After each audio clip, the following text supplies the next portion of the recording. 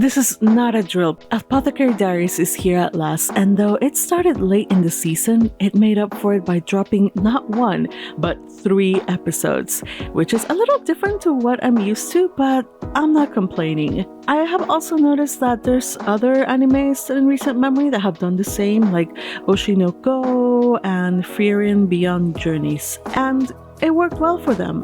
In this way, you get enough content right away to be able to tell if you'll enjoy this or not without having to wait a few weeks to figure it out. And I hope that by now you will all have figured it out and rejoice that we are in for a 24 episode season. What an amazing ride we're in for.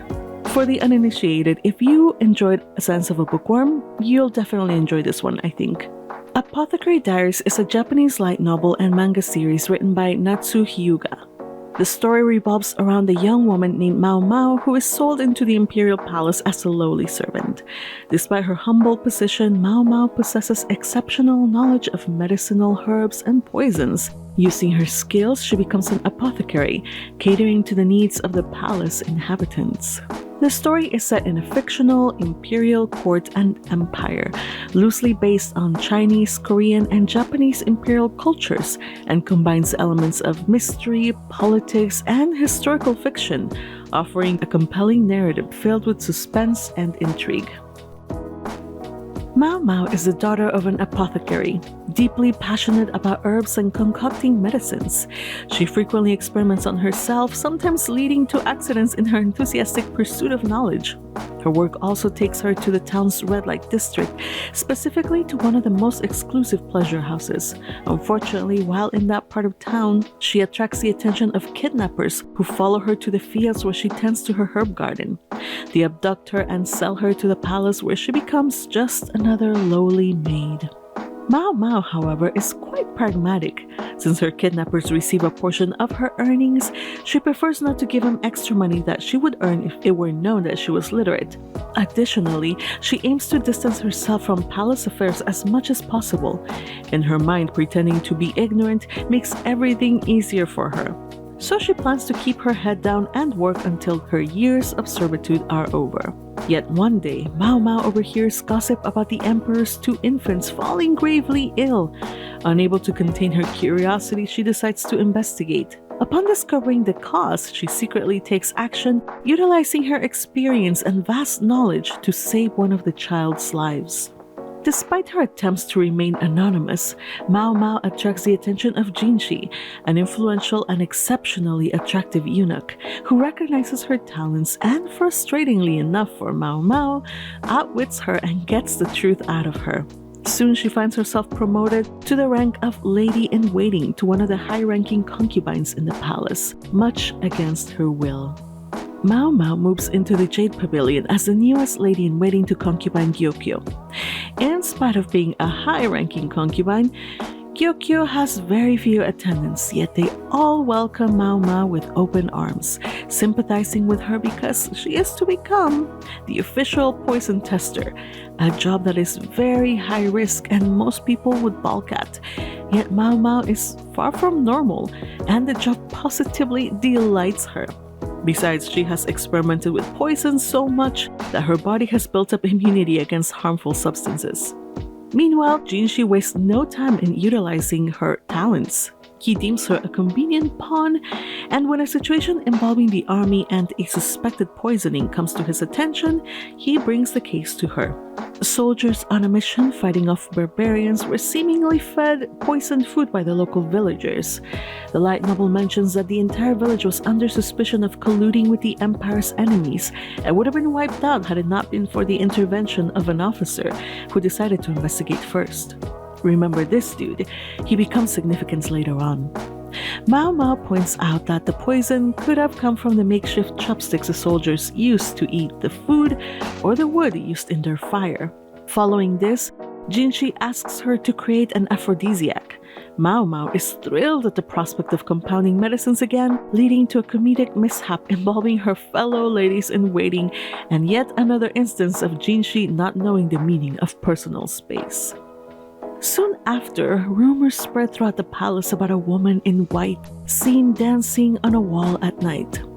Some believe it is a ghost, but it turns out to be one of the concubines sleepwalking after learning that she has been dismissed and is to be given as a reward to a military officer. This concubine, a princess from a vassal state, had stumbled during her dance when the emperor first visited her, leading to her disgrace. She lived in seclusion for 2 years but is now to be sent back to her home country and start sleepwalking due to the shock of her situation. Maomao investigates the matter and reports the findings, yet she keeps back some important truths, especially as she has no proof of her conjectures. But basically, concubine Fuyo was playing the long con so she could be with her childhood friend who could claim her after he proved himself and earned many honors. This childhood friend being the officer in episode 2 that controlled the situation with the villagers and stopped the bloodbath from taking place. Once Lady Fuyo was given notice of her being given away, she acted the part of a sleepwalker to ensure that the emperor would have no cause to have second thoughts about sending her away and maybe suddenly taking her to bed, and in so doing, taking her chastity and also delaying her marriage to her childhood sweetheart.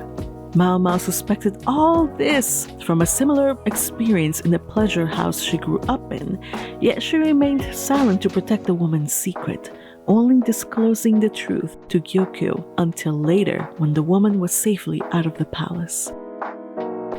Maomao's name is derived from the Chinese word for cat. This goes with how she is often described as cat-like and is often depicted in the manga as having cat ears, especially when she's curious, angry, snippy, or just excited. So cute. Maomao is curious and has a generally scrappy nature where you can feel that she's barely tolerating people's nonsense and their ignorance, but is on the whole a generally good person. Now, Maomao's weakness is her boundless curiosity and her thirst for knowledge. She's quite a mad scientist, and because she constantly experiments with poisons on her own body, she has developed a resistance against drugs and poisons. Later on, we learn that whether afflicted by snakebite, aphrodisiac, alcohol, or hallucinogenic mushrooms, her body is able to resist the effects. One thing that I found pretty hilarious is that because she's so scrawny looking, short, and has a bandaged arm, all her fellow ladies in waiting think that in the past she was abused and repeatedly hurt, so they all just want to dote on her and feed her and not let her work. Yet she is not about that life. She doesn't want to turn into a piggy, so she is ready to work. Good for her. Now, it is evident that our girl has seen a lot in her short life. Though she's only 17, she knows so much about the ins and outs of the red light district, having grown up calling the courtesans older sisters. I just have to wonder, what was her past and her childhood like living there, or at least going there with her father?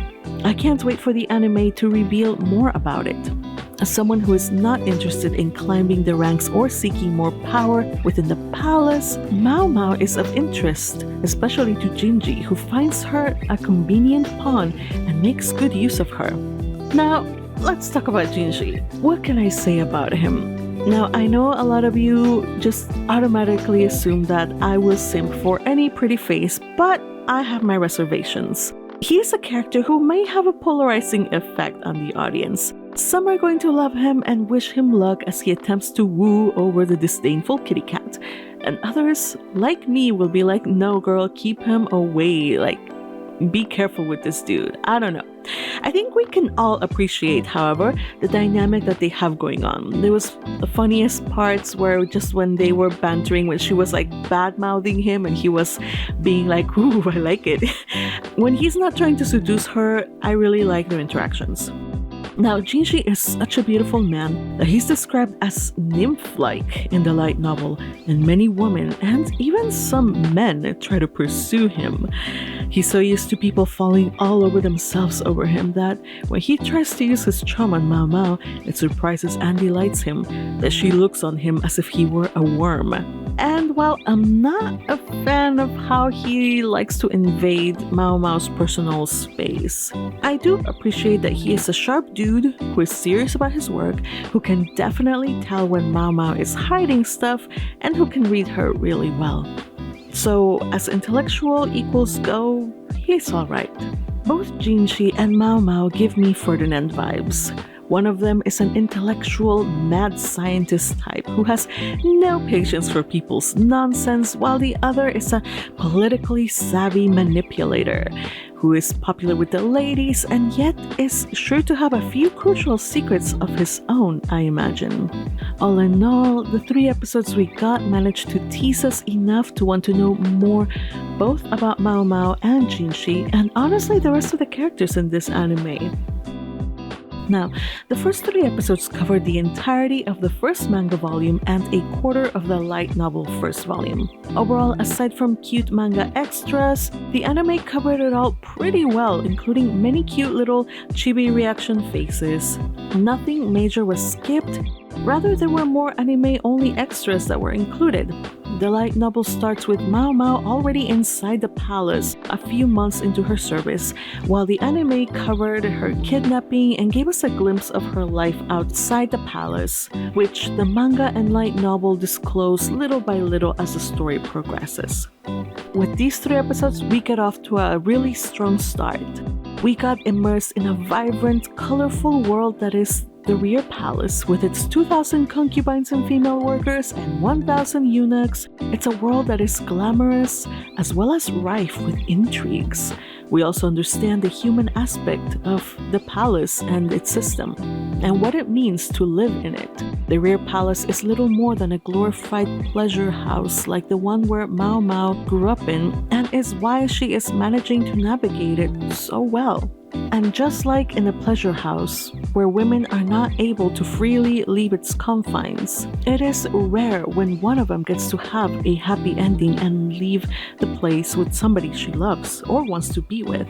In the final episode, when the 2 lovers reunite, it was like watching the end of a movie with the insert song in the background and the beautiful visuals as the 2 lovers finally hug. Their happiness was a true happily ever after, envied even by the emperor's favorite concubine. Despite the luxurious palace, its extravagant riches, and the emperor's favor, Gyokyo realized that the genuine devotion, patience, and the love shared by these reunited lovers, along with their freedom to love each other beyond the palace confines, were treasures she could never hope to attain with the emperor. The palace remains a gilded cage not just for Maomao, but for most women there. Neither she nor the women there are truly free. In this unforgiving world, few have the opportunity to pursue the kind of life or freedom that they could find beyond its confines. Many even experience heartbreak within it. I sincerely hope that our kitty cat makes it through unscathed. Given Jinshi's persistent pestering and the likelihood of him involving her deeper in political intrigues, I can only watch with bated breath and hope that she possesses enough resourcefulness, resilience, and strength to endure the challenges that lie ahead.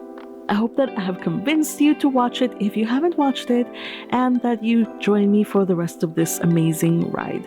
Thank you so much for watching. Until next time. Bye bye.